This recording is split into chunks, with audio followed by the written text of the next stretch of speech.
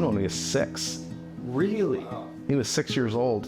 He was just a little guy. He was Juanito, little Juan. It was kind of just pretty random, actually. So he came to the apartment complex where I was growing up at that time, and he started off by offering sports and activities for the kids, just to try to get them engaged in other activities that were, kind of steering away from all the violence and the crime and the gang activity that was going on in our communities. Yeah, before you guys hired him, he was my go-to guy. Hey, Juan, I got to go pick up furniture. And I'm there, and he'd be there helping. And, now it's because he has a career. Right. But before that, he was available all the time.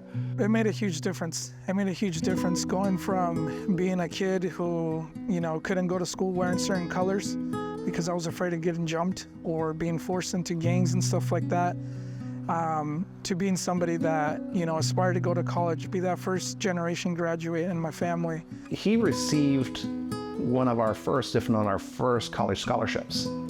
And he got a degree in criminal justice. I don't know if you know that. I didn't know that. Yeah, he has a degree. He could be a police officer. Okay. When the culture changed and all of a sudden it became scary to be a police officer, Yeah. he turned away from that. And that's when we said, hey, we know a career, not a job, a career. If you go and work for this company, and we know how quality advantage is, but we also know that it's how it's run and how Danny runs it and Craig and everybody else, how they work as a family with everybody and treat their employees, because they know if they treat their employees right, their employees will treat the customers right.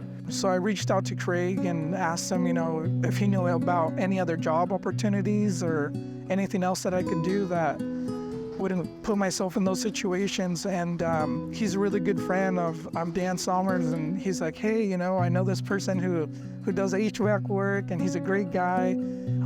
He's like, go on down, just go on down, introduce yourself, and see what they got for you. And so that's literally what I did. I called and got in touch with Craig here at Advantage in Randy, and they set me up with an interview.